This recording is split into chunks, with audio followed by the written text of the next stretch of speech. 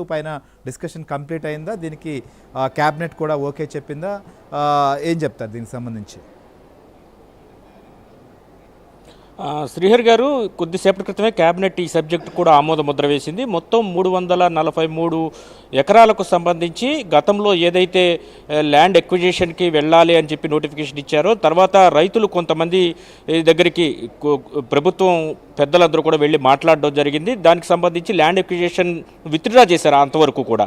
తర్వాత మరలా ఇప్పుడు వారెవరూ కూడా ముందుకు రాకపోవడంతో మరలా ల్యాండ్ అక్విజిషన్కు ఖచ్చితంగా వెళ్ళాలని ప్రభుత్వం నిర్ణయించింది. దానికి సంబంధించిన నిర్ణయం అయితే కొద్దిసేపటి క్రితం క్యాబినెట్ ఆమోద ముద్ర వేసింది. ముఖ్యంగా ఎవరైతే ల్యాండ్ ఇవ్వడానికి అంటే ల్యాండ్ పూలింగ్ స్కీమ్ కింద ల్యాండ్ ఇవ్వడానికి ముందుకు రారో వారందరి ల్యాండ్ కూడా ల్యాండ్ ఎక్విజిషన్ కింద తీసుకోవాల్సిన తప్పనిసరి పరిస్థితి ప్రభుత్వానికి ఏర్పడింది. ఇదే సమయంలో ఎదురయ్యే కోర్టు కేసులన్నింటినీ కూడా పూర్తి స్థాయిలో అంటే విశాల ప్రజా ప్రయోజనాలు దృష్టిలో పెట్టుకుని ఎదుర్కోవాలనే ప్రభుత్వం నిర్ణయానికి వచ్చినట్టుగా తెలుస్తోంది. కాబట్టి ఈ అంశాన్ని ఎట్టి పరిస్థితుల్లో ముందుకు తీసుకువెళ్ళాలి. ఎందుకంటే ఇప్పటికే సీడ్ యాక్సిస్ రోడ్ మనం తీసుకుంటే కనుక ఇందాక బ్యూరో చీఫ్ రామారావు గారు చెప్పినట్టు వెంకటపాలెం వరకు వెళ్ళి ఆగిపోయింది, హైవే కలపకుండా. దీనివల్ల చాలా వరకు కూడా ఇబ్బందులు అయితే అమరావతికి రానున్నాయి. కాబట్టి దాన్ని హైవేకి కనెక్ట్ చేయడంతో పాటు ఎవరైతే ఫ్లాట్లు గతంలో కొంతమందికి ఎవరైతే ఈ ల్యాండ్ పూలింగ్కి ఇవ్వలేదో వాళ్ళ భూముల్లో ఫ్లాట్లు అలాట్ అయ్యాయి లాటరీ సిస్టంలో. కాబట్టి వారికి భూములు ఇచ్చి రిజిస్ట్రేషన్ చేయాలంటే ఖచ్చితంగా ఈ భూములు ల్యాండ్ పూలింగ్ ద్వారా కానీ ల్యాండ్ అక్విజిషన్ ద్వారా కానీ తీసుకోవాల్సిన పరిస్థితి.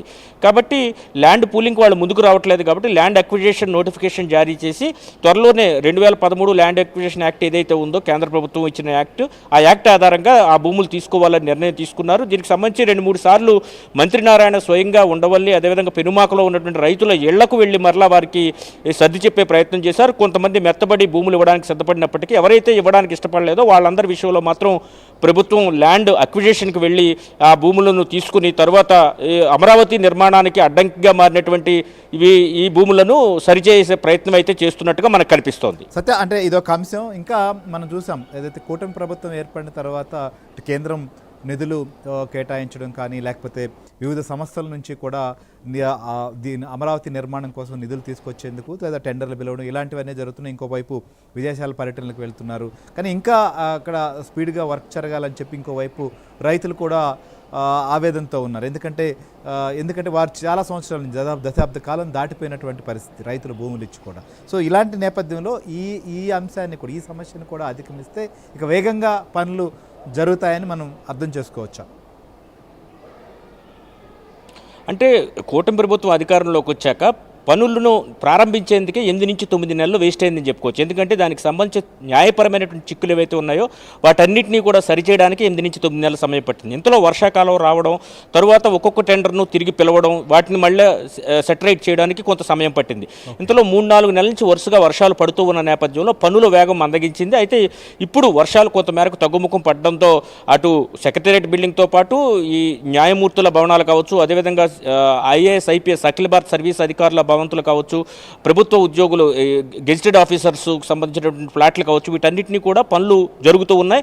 క్రమంగా వాటిని వేగంగా ముందుకు తీసుకెళ్తున్న పరిస్థితి. మరోవైపు ఏపీ సిఆర్డీఏ భవనం ఏదైతే ఉందో ఆ భవనాన్ని కూడా ఈ నెల 13 ప్రారంభించేందుకు కూడా ప్రభుత్వం సన్నాహకాలు చేసుకుంటుంది. అంటే ఏపీ సిఆర్డీఏ నుంచి ఇక్కడి నుంచి అమరావతి నిర్మాణం మొత్తం పర్యవేక్షిస్తారన్నమాట. కాబట్టి ఒక్కొక్కటి ముందుకు తీసుకువెళ్లే ప్రయత్నం అయితే జరుగుతోంది. ఇదే సమయంలో రైతులు కూడా ఒక విషయాన్ని స్పష్టం చేస్తున్నారు. ఇప్పటికే దశాబ్ద కాలం దాటిపోయింది. సీడ్ యాక్సిస్ రోడ్డు కానీ ఇటువంటి కీలకమైన అమరావతికి కనెక్టివిటీ ఉండే రోడ్లను ఇమీడియట్గా పూర్తి చేయాలి. కనీసం కరకట్ట రోడ్డుని ఇమీడియట్గా డబుల్ లైన్ చేయాలని రైతులు అయితే కోరుకుంటున్నారు. ఇలా చేస్తే కనుక తమకు న్యాయం జరుగుతుంది, ఇక్కడ తాము ఇచ్చిన భూములకు న్యాయం జరుగుతుందని వారంతా కూడా భావిస్తున్నారు. ఇదే సమయంలో వాళ్ళు ఏదైతే ఫ్లాట్లు రిటర్నబుల్ ఫ్లాట్లు ఇచ్చారో వాటిని లాటరీ సిస్టంలో ఎవరైతే ల్యాండ్ ఇవ్వని భూముల్లో వచ్చినాయో వారికి కూడా న్యాయం చేయాలంటే ఖచ్చితంగా భూ సేకరణకు వెళ్లాల్సిందే. ల్యాండ్ పూలింగ్కి ఇవ్వని వాళ్ళందరి విషయంలో భూ సేకరణకు వెళ్లాల్సిందని రైతులు కోరుతున్న పరిస్థితి. కాబట్టి ఈరోజు తీసుకునే నిర్ణయం ఒక రకంగా అటు రైతుల భవిష్యత్తును అదేవిధంగా రాజధాని అమరావతి నిర్మాణానికి సంబంధించిన భవిష్యత్తును కూడా నిర్ణయించే ఒక కీలక నిర్ణయంగా మనం భావించాల్సి ఉంటుంది. Right. Thank you Satya, thank you Ramarao. So ఇది ఓవరాల్గా అయితే మాత్రం అమరావతి నిర్మాణానికి సంబంధించినటువంటి విషయంలో కీలకమైనటువంటి ఘట్టం. భూ సమీకరణ చేసిన చోట మధ్యలో భూములు ఇచ్చేందుకు ముందుకు రాకుండా ఆగిపోయి చాలా రోజుల నుంచి కూడా అటు ప్రభుత్వం